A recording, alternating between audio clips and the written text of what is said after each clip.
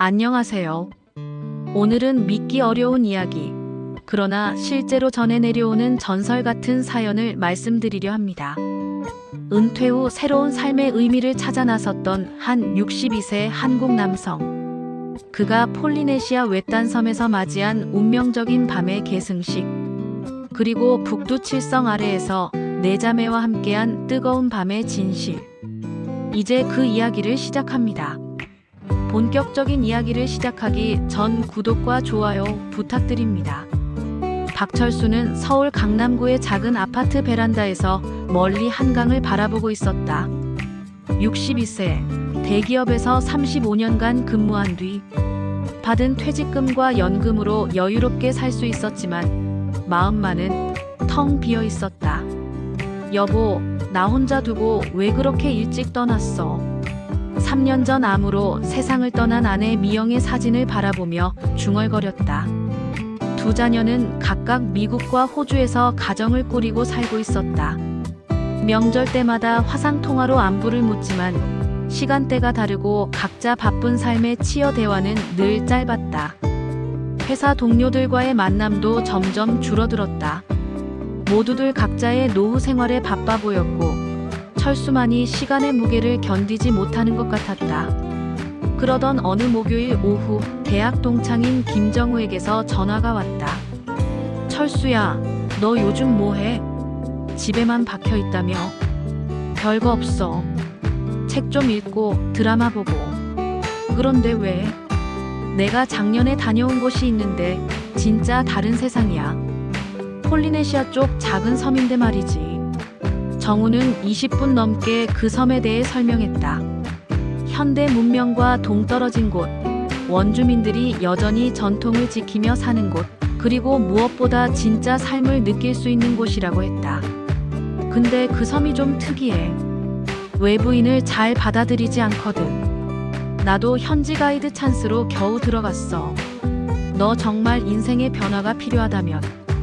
그날 밤 철수는 잠을 이루지 못했다. 정우의 말이 머릿속을 맴돌았다. 새벽 4시가 되어서야 결심을 굳혔다. 가보자. 뭔가 달라져야 해. 타히티에서 갈아탄 12인승 프로펠러 경비행기는 이 시간을 더 날았다. 창밖으로 보이는 건 끝없는 태평양뿐이었다. 철수의 가슴은 두근거렸다. 이런 모험은 젊은 시절에도 해본 적이 없었다. 저기 보이는 게 태안우섬입니다. 조종사가 가리킨 곳에 에메랄드빛 바다에 둘러싸인 작은 섬이 보였다. 섬의 둘레는 고작 15km 정도였다. 야자수가 빽빽하게 들어선 숲 사이로 초가지붕들이 점점이 보였다. 안녕하세요. 한국어를 섞어 인사하는 젊은 남자가 다가왔다. 키는 크지 않았지만 건장한 체구의 구릿빛 피부, 그리고 환한 미소를 지었다. 저는 카이입니다. 정우 아저씨가 말씀하신 그분이시죠? 네, 박철수입니다. 정우가 많이 도움이 될 거라고 했는데 걱정하지 마세요. 저희 마을에서 머물 곳도 준비했고요. 다만 카이의 표정이 조금 진지해졌다. 우리 마을은 외부인에게 쉽게 마음을 열지 않아요. 특히 어른들이 그렇죠. 하지만 시간이 지나면 괜찮아질 거예요.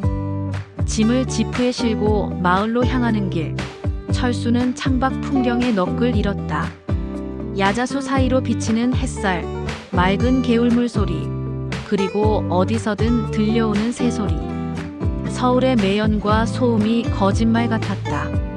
마을 중앙에는 큰 나무 아래 원형으로 돌들이 놓여 있었다. 저녁이면 사람들이 모여 앉는 집회소 역할을 한다고 했다. 저기가 부족장님 댁이에요. 카이가 가리킨 집은 다른 집들보다 조금 더 컸다. 입구에 아름다운 조각이 새겨진 기둥이 서 있었고 마당에는 색색의 꽃들이 피어 있었다. 철수가 머물 집은 마을 가장자리에 있는 작은 게스트하우스였다. 침실 하나, 작은 거실, 그리고 간단한 주방이 있었다. 전기는 태양광 패널로, 물은 빗물을 받아 쓴다고 했다. 불편하시겠지만 아니에요, 완벽해요. 철수는 진심으로 그렇게 생각했다. 서울의 아파트보다 훨씬 마음이 편안했다. 첫 주는 쉽지 않았다. 영어를 할 수 있는 사람이 몇 명 없었고 현지어는 전혀 알아들을 수 없었다. 하지만 철수는 포기하지 않았다. 몸짓과 표정으로라도 소통하려 애썼다. 마을 아이들이 가장 먼저 다가왔다. 호기심 많은 10살짜리 소년 티키는 철수에게 현지어를 가르쳐 주었고 철수는 그에게 간단한 한국어를 알려주었다. 아니온하세요. 안녕하세요, 티키. 아니온. 아이의 웃음소리가 마을에 퍼질 때마다 어른들의 표정도 조금씩 누그러졌다. 둘째 주부터 철수는 마을 일에 적극적으로 참여하기 시작했다. 새벽에 일어나 어부들과 함께 바다로 나가거나 오후에는 농장에서 타로와 바나나를 수확하는 일을 도왔다. 처음에는 서툴렀지만 그의 성실함과 진정성이 마을 사람들에게 전해졌다. 특히 부족장 태화희는 철수의 태도에 깊은 인상을 받았다. 이 사람은 다르구나. 태화희는 아내에게 말했다. 마음이 순수해. 3주째 되던 어느 저녁, 철수는 부족장의 집에 저녁 초대를 받았다. 그날 처음으로 태화희의 네 딸을 모두 만났다. 알리아, 첫째 딸 28세. 문을 열어준 건 알리아였다. 키 165cm의 늘씬한 체구, 길고 윤기 나는 검은 머리를 뒤로 묶었다. 가장 인상적인 건 그의 눈이었다. 마이너스 깊은 갈색의 초록빛이 도는 마치 숲속 호수 같은 눈동자. 안녕하세요, 철수 아저씨. 놀랍게도 알리아는 유창한 영어를 구사했다. 대학에서 인류학을 전공했다가 섬으로 돌아왔다고 했다. 제가 아버지께 아저씨 이야기를 많이 들었어요. 우리 마을을 진심으로 좋아하신다고요. 그의 목소리는 차분하고 지적이었다. 대화 중에도 상대방의 눈을 똑바로 바라보는 자신감이 있었다. 미라, 둘째 딸 25세. 부엌에서 나온 미라는 언니보다 작은 키에 더 통통한 편이었다. 밝은 갈색 머리를 어깨까지 자르고 수줍은 미소를 지었다. 안녕하세요. 목소리가 작았지만 뭔가 특별한 울림이 있었다. 저녁 식사 후 기타를 꺼내 노래를 불러주었는데 그 순간 철수는 소름이 돋았다. 맑고 깊은 음성이 마음속 깊은 곳까지 울려왔다. 우와, 정말 아름다워요. 미라는 더욱 수줍어하며 고개를 숙였지만 기쁜 듯 미소 지었다. 살리아, 셋째 딸 23세. 가장 조용한 성격의 살리아는 식사 준비를 도우며 자연스럽게 철수의 컵에 물을 채워주고 과일을 권했다. 키는 가장 작았지만 158cm 하늘색 눈동자가 인상적이었다. 폴리네시아에서는 드문 눈 색깔이라고 했다. 피부는 새 언니들보다 더 하얗고 손이 유난히 곱고 섬세했다. 고맙습니다, 살리아. 이름을 부르자 그는 환하게 웃었다. 말은 별로 하지 않았지만 작은 배려들로 마음을 표현하는 타입이었다. 라니아, 막내딸 20세. 가장 활발한 라니아는 저녁 내내 철수에게 질문을 쏟아냈다. 한국은 정말 춥나요? 서울에는 몇 명이 살아요? 한국 음식 중에 뭐가 제일 맛있어요? 키는 둘째와 비슷했지만 더 날씬했고 검은 머리를 항상 포니테일로 묶고 다녔다. 큰 눈에 장난기가 가득했고 웃을 때 보조개가 깊게 패였다. 라니아야, 너무 많이 묻지 마라. 부족장이 말렸지만 철수는 즐거웠다. 괜찮아요. 궁금한 게 많은 건 좋은 일이에요. 그날 이후 철수는 종종 부족장 집을 방문했다. 네 자매들은 각자의 방식으로 그를 대했다.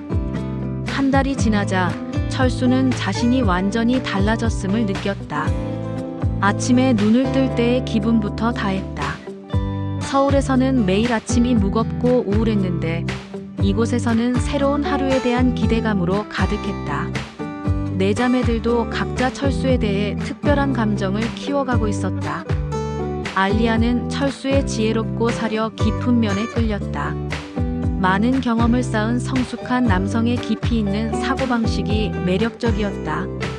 이런 사람과 함께라면 평생 배워갈 게 많을 것 같아. 미라는 철수가 자신의 노래를 들을 때의 진심 어린 감동에 마음이 움직였다. 그는 진정으로 음악을 이해하고 사랑하는 사람이었다. 살리아는 철수의 상처받은 마음을 치유해주고 싶다는 생각이 강했다. 그의 외로움과 슬픔이 손에 잡힐 듯 느껴졌다. 라니아는 철수와 함께 있을 때의 자유로움과 즐거움을 사랑했다. 나이를 잊게 만드는 그의 유쾌함이 좋았다. 이런 미묘한 기류를 마을 사람들도 눈치채기 시작했다. 특히 나이 많은 어른들은 복잡한 표정을 지었다. 외지인이 우리 부족장의 딸들과 너무 가까워지는 것 아닌가? 하지만 태와이 부족장은 의외로 침착했다. 딸들이 행복해 보인다. 오랫동안 보지 못했던 미소를 짓고 있어. 부족장의 아내 레이아도 동감했다. 철수는 좋은 사람이야. 마음이 따뜻하고 진실해.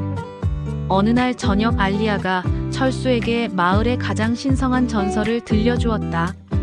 우리 조상들은 북두칠성을 천상의 가족이라고 불렀어요. 7개의 별이 모여 하나의 완전한 존재를 만든다고 믿었죠. 그래서 북두칠성이 가장 밝게 빛나는 밤에는 특별한 일이 일어난다고 해요. 하늘이 지상에 축복을 내리는 밤이라고. 철수는 흥미롭게 들었다. 그런 날이 언제인가요? 곧이에요. 다음 주 중에 있을 거예요. 며칠 후 태와이 부족장이 철수를 따로 불렀다. 둘은 마을이 내려다 보이는 언덕에 앉아 있었다. 철수, 솔직히 말하겠소. 부족장의 표정이 진지했다. 나는 당신을 사위로 생각하고 있소. 철수는 깜짝 놀랐다. 네. 그런데 딸이 4명이신데. 그게 바로 문제요. 4딸 모두 당신을 사랑하고 있소. 철수는 말문이 막혔다. 어떻게 그런 일이? 처음에는 나도 당황했소.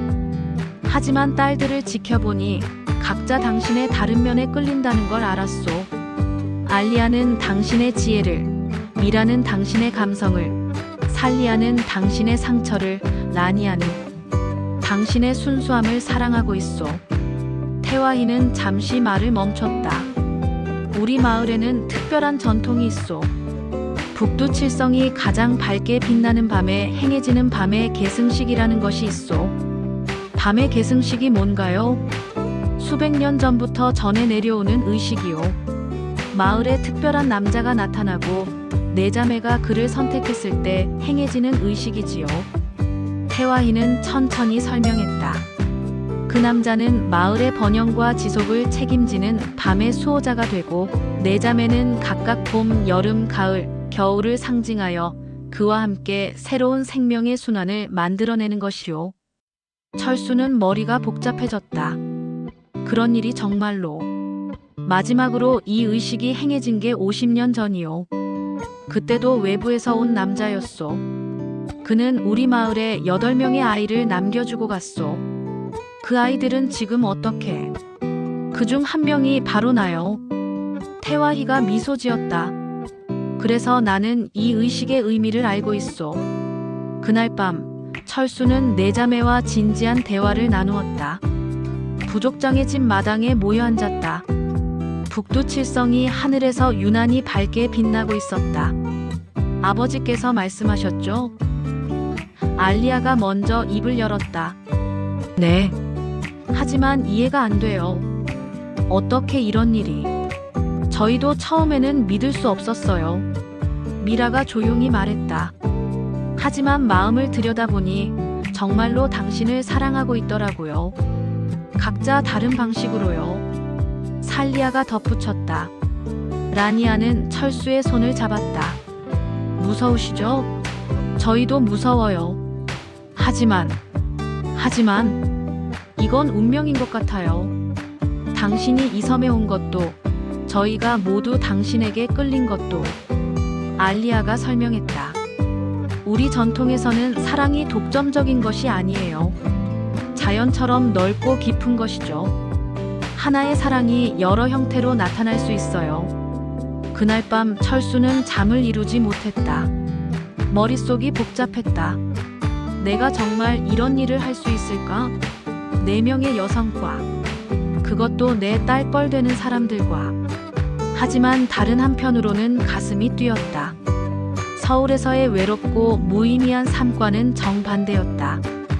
여기서는 자신이 필요한 존재, 사랑받는 존재라는 느낌이 들었다. 새벽이 되어서야 결심을 굳혔다. 이들이 진심이라면 나도 진심으로 답해야겠어. 북두칠성이 절정에 달하는 밤이 이틀 앞으로 다가왔다. 마을 전체가 의식 준비에 분주했다. 여성들은 특별한 꽃으로 화관을 만들었고 남성들은 신성한 불을 피울 장작을 모았다.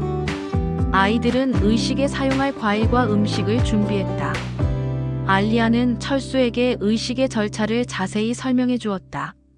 먼저 마을 사람들이 모두 모여 노래를 부르며 시작해요. 그 다음 저희 4명이 각각 사계절을 상징하는 춤을 춰요. 그리고 나서 당신이 중앙에 서시고 저희가 당신 주위를 돌며 춤을 춰요. 그게 끝나면 알리아의 볼이 살짝 빨갛게 달아올랐다. 모든 사람들이 돌아가고 저희 5이서만 남게 돼요. 의식 전날 철수는 마을을 한 바퀴 돌았다. 지난 2달간 정들었던 모든 곳을 다시 보고 싶었다. 아침 일찍 바다로 나가 어부들과 함께 그물을 당겼다. 점심때는 농장에서 아이들과 함께 과일을 땄다. 오후에는 노인들과 바둑을 두며 담소를 나눴다. 저녁이 되자 온 마을 사람들이 모였다. 오늘 밤은 평소보다 더 크고 긴 축제가 될 예정이었다. 철수 아저씨, 티키가 달려와 안겼다. 내일 정말 우리 아버지가 되는 거예요? 그런 셈이지. 와, 그럼 한국어 더 많이 가르쳐 주세요. 아이의 해맑은 웃음에 철수의 마음도 밝아졌다. 북두칠성이 하늘 정중앙에 떠오른 밤, 마을의 중앙 광장에는 큰 모닥불이 피어올랐다. 마을 사람들이 원형으로 둘러앉았고 북소리가 울리기 시작했다. 철수는 특별히 준비된 의상을 입고 있었다. 흰색 린넨 셔츠와 바지, 그리고 목에는 조개 껍데기로 만든 목걸이를 걸었다. 긴장감과 설렘이 교차하는 복잡한 감정이 가슴을 채웠다. 태와희 부족장이 앞으로 나와 마을 사람들에게 연설을 시작했다. 오늘 밤 우리는 조상들로부터 물려받은 가장 신성한 의식을 행합니다. 하늘의 별들이 우리에게 보낸 선물, 그리고 새로운 생명의 시작을 축복하는 밤입니다. 사람들이 환호했다. 북소리가 더 빨라졌고 젊은이들이 전통 춤을 추기 시작했다. 1시간 정도 축제가 이어진 후 드디어 4자매가 등장했다. 그들은 각각 사계절을 상징하는 의상을 입고 있었다. 북소리가 바뀌자 4자매가 각각의 춤을 추기 시작했다. 그리고는 철수를 중심으로 원을 그리며 춤을 추기 시작했다. 북소리가 더욱 빨라지고 강해졌다. 철수는 중앙에서 그들의 춤을 바라보았다. 4명의 아름다운 여인이 자신을 둘러싸고 춤을 추는 모습이 꿈만 같았다. 각자의 개성이 뚜렷하면서도 하나의 완벽한 조화를 이루고 있었다. 춤이 절정에 달했을 때 4자매는 동시에 철수에게 다가왔다. 그들의 손이 철수의 손과 어깨에 닿았다. 그 순간 전기 같은 감정이 온몸을 휘감았다. 이제 시작이에요. 알리아가 속삭였다. 춤이 끝나자 마을 사람들이 일제히 일어나 박수를 쳤다. 어린아이부터 할머니까지 모두가 미소를 지으며 축하했다. 태와희 부족장이 앞으로 나와 철수의 어깨에 손을 올렸다. 오늘 밤 당신은 우리 마을의 아들이 되었습니다. 그리고 내 딸의 남편이 되었습니다. 마을 사람들이 환호했다. 하지만 이것은 시작일 뿐입니다. 진정한 결합은 이제부터입니다. 노인들이 하나씩 나와 철수에게 축복의 말을 전했다. 어떤 이는 장수를, 어떤 이는 건강을, 어떤 이는 많은 자손을 기원했다. 축제가 끝나갈 무렵 알리아가 철수의 손을 잡았다. 이제 저희들만의 시간이에요. 마을 외곽 해변 근처에 특별히 준비된 오두막이 있었다. 야자수 잎으로 지붕을 만들고 사방은 얇은 천으로 둘러싸여 있었다. 내부에는 꽃잎이 뿌려져 있고 향초들이 은은한 빛을 발하고 있었다. 오두막 중앙에는 큰 침상이 있었고 그 위에는 각종 과일과 꽃들이 아름답게 장식되어 있었다. 아름다워요. 철수가 중얼거렸다. 저희가 직접 준비했어요. 미라가 수줍게 말했다. 네 자매와 철수는 오두막 안에 앉아 대화를 나누었다. 갑작스런 상황에 모두가 긴장하고 있었다. 어떻게 해야 할지 모르겠어요. 철수가 솔직히 털어놓았다. 저희도 처음이에요. 살리아가 조용히 말했다. 하지만 마음이 이끄는 대로 하면 될 것 같아요. 라니아가 철수의 옆으로 다가왔다. 무서우세요? 조금. 아니, 많이. 저희도요. 하지만 당신과 함께라면 괜찮을 것 같아요. 알리아가 철수의 손을 잡았다. 이건 사랑이에요. 진짜 사랑이라고 생각해요. 형태가 조금 다를 뿐이지. 그날 밤 그들은 서로 몸의 대화를 나누며 서로의 마음을 확인했다. 각자의 두려움과 기대감, 그런 것들이 뒤섞이며 결국에는 달뜬 신음소리만이 남았다. 미라가 부드러운 목소리로 교성을 내뱉었고 살리아는 은밀한 곳은 아름다운 꽃과도 같이 아름다웠다. 라니아는 적극적으로 철수를 만지며 분위기를 풀어주었고 알리아는 끈적하게 입술을 포개며 마음을 정리해 주었다. 새벽이 될 때까지 그들은 서로를 더 깊이 알아가는 시간을 가졌다. 다음 날 저녁에도 네 자매는 각각 철수에게 찾아왔다. 알리아는 자신이 직접 만든 의상을 보여주었다. 한국의 비키니와 비슷한 의상을 특별히 제작해서 입고 철수에 대한 사랑과 감사를 표현하며 그들은 또다시 서로 뜨거워짐을 느꼈다. 미라는 철수만을 위해 어떠한 공부를 해왔다. 그것은 남자가 기뻐하는 방법이었다. 그의 자그마한 입술이 철수의 민감한 곳에 닿을 때면 철수는 움찔거렸고 미라는 좋아해주는 철수의 모습에 한없이 기뻐했다. 살리아는 전통 마사지 오일을 만들어 철수의 피로를 풀어주었다. 그의 부드럽고 따뜻한 손길에 철수는 마치 처음인 것처럼 흥분했고 살리아는 그 모습에 기뻐하며 손뿐만이 아닌 전신을 사용해서 마사지를 해주었다. 어느 순간 두 사람은 이제 누가 누구를 마사지해주는지 모를 정도로 뒤엉켰다. 라니아는 섬에서만 자라는 특별한 꽃으로 술을 만들어 철수에게 주었다. 그 술은 남자의 정력을 강화시켜주는 술로 한 잔만 마시자 철수의 피로가 싹 가시며 라니아와 뜨거운 숨을 계속해서 나눌 수 있었다. 달뜬 신음소리와 두 끈적한 두 사람의 몸이 대화가 이루어내는 소리만이 방 안에 가득했다. 이제 정말 우리의 남자가 되었어요. 라니아가 장난스럽게 말했다. 그날 밤 그들 사이에는 더 깊은 감정적 교감이 이루어졌다. 말없는 포옹과 부드러운 키스들이 오갔고 서로의 존재를 온전히 느끼는 시간을 가졌다. 셋째 날 밤 마침내 그들은 육체적, 정신적으로 완전히 하나가 되었다. 사랑의 행위는 단순한 육체적 결합을 넘어서 영혼의 만남이었다. 네 자매 각각과의 시간은 서로 다른 의미와 감정을 담고 있었다. 알리아와의 시간은 깊고 지적인 교감으로 가득했다. 미라와는 감성적이고 예술적인 사랑을 나누었다. 살리아와는 조용하고 치유적인 온기를 교환했다. 라니아와는 순수하고 열정적인 에너지를 공유했다. 그들의 사랑은 서로를 소유하려는 것이 아니라 함께 성장하고 완성되어가는 과정이었다. 새벽 해가 떠오를 때 다섯 사람은 모두 행복한 미소를 지으며 서로를 바라보고 있었다. 의식이 끝난 지 한 달 후 놀라운 일들이 일어나기 시작했다. 먼저 알리아가 변화를 느꼈다. 아침마다 찾아오는 미식거림과 체력의 변화. 마을의 치료사였던 할머니가 확인해 주었다. 축하해요. 새 생명을 품었어요. 그 소식이 전해지자 마을 전체가 들떠 있었다. 오랫동안 기다려온 새로운 생명이었다. 며칠 후 미라에게도 같은 징조가 나타났다. 그 다음에는 살리아, 마지막으로 라니아까지. 네 자매 모두가 철수의 아이를 임신한 것이었다. 이 소식이 확실해지자 마을에서는 사흘 밤낮으로 축제가 벌어졌다. 마을 역사상 가장 큰 축복이라고 했다. 50년 만에 다시 일어난 기적이다. 노인들은 눈물을 흘리며 기뻐했고 젊은이들은 춤을 추며 축하했다. 아이들은 뛰어다니며 새아기들이 온다 고 외쳤다.